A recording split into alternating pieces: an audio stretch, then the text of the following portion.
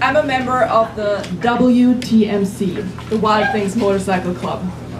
I'm also pretty much the only member, so I'm not quite sure if the whole endeavor can technically still be called a club. But anyways, here's the story of how this club blossomed to life. The year was 2013, and I just got my motorcycle license. Relatively cheap process here in BC. You pay $50 for your learner's permit, $50 for the road test.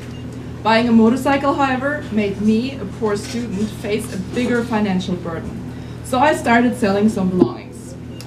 For some reason, I decided one of the more unnecessary items was my bed, and I put it on Craigslist. A few days later, somebody wanted to pick it up.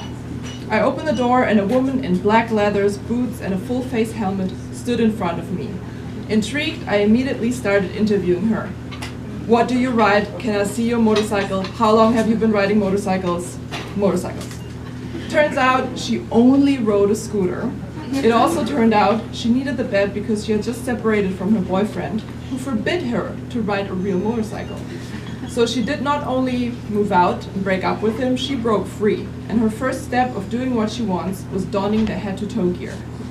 She was surrounded by this cloud of readiness that smelled delicious to me, and she gave me a big Cheshire cat grin. That was when we high-fived for the first time and became friends. Let's call her Miss Black. I sold her the bed for half the price, and we started hanging out in her new apartment, an attic. Talking about motorcycles, looking at motorcycles, making plans for motorcycle trips, listening to songs about motorcycles. Even the heavy red wine that fueled our dreamy get-togethers had a motorcycle on the label. We also went to the occasional shop parties of notorious East Van chopper clubs, sniffing out the surroundings, scouting for like-minded newbies, but mostly just met really hot biker dudes that were too cool to teach us something about motorcycles. They mostly wanted to take us for rides. We desperately needed our own motorbikes. So finally I had saved up enough for a motorcycle. My first bike was already a second-hand ride to the third owner I got it from. Meaning, parts were missing, it gurgled, made strange sounds, stalled mysteriously, but it ran, and most of all, it was mine. So somehow all the shit that I sold simply transformed into this piece of shit bike.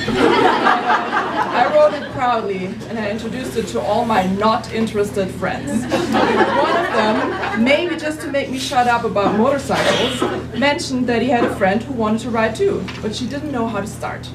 I met her at the next party, and she interviewed me right away. Where do I get my license? What's the best beginner bike? Why is all the riding gear for girls pink? She was smart, funny, covered in cartoon tattoos. Let's call her Green Machine. So Miss Black and I took her under our wing right away. I was feeding off her boundless enthusiasm, which seemed even bigger than ours, as she kept buying the coolest motorcycle accessories, and she got her license ASAP. I think she was also the one who first came up with the idea of a club. We just felt so lonely as beginners and women in the motorcycle scene, and we therefore developed a tight bond. So during one of our weekly meetings in Miss Black's attic, we brainstormed, drunk on motorcycle wine and sisterhood. Who are we? What do we like? How do we want to ride? I forgot who came up with the slightly cheesy name, but it stuck, and I think we chose it for 3 reasons. Number 1, we all love wild animals. Number 2, we considered ourselves wild and untamable, of course. And number 3, everybody can drunkenly sing along to that stupid Wild Things song, right? Anyways, so the logo was designed, patches were sewn onto our denim vests, and we were ready to rock and roll. Everything seemed to line up as the other two found some bikes. Classic 80s Japanese cruiser from Miss Black, a hip cafe racer for the Green Machine. Once the license plates were on, even the November cold could not rein in our excitement. Let's go on our first club ride. Since I had a full license, I picked the two up one by one. We took photos of our bikes, lined up from all angles, posing. And then we hit the road, screeching in our helmets, ready to ride wild. Down the street, slowly over the speed bumps, onto Clark Drive, right into the rush hour lineup of very tame and absolutely unnerved commuters. There we were, hollering and hooting, high kicking, never out of second gear, on Broadway in the dark. Suddenly, my bike stalls. Miss Black almost drops her bike upon the abrupt stop, and the Green Machines ride gives out a couple of big loud motorcycle farts, culminating in an explosion coming from her cocktail shaker-shaped exhaust pipes, pow, including bright yellow flames. People steered their cars away from us, made way, and somehow we arrive at our final destination of the night, quicker than expected, our favorite pub, the Black Lodge.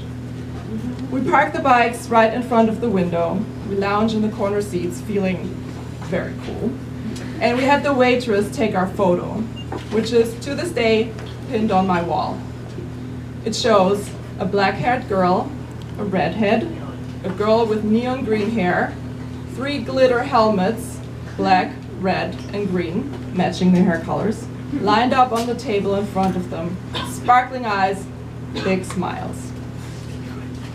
Well, that was the one and only ever outing of the WTMC, the Wild Things Motorcycle Club. Soon after, Miss Black moved to the true cold north, Saskatchewan, where she parks her motorcycles in her living room in her giant house and rides every minute of the few snow-free months that they have out there. She's wilder than anyone I know. The Green Machine was tamed rather quickly. As soon as things with her motorcycling man crush were over, she never rode a motorcycle again and is now successfully enthusiastic about the next thing. No hard feelings. So today, I'm the only Wild Things Motorcycle Club member you can see rolling around town. Still rocking the patched vest, still loving the memories, and just slightly tamed. There are no more 3-foot flames shooting out of my exhaust pipes, but my desire for riding and for sisterhood are still burning bright and strong.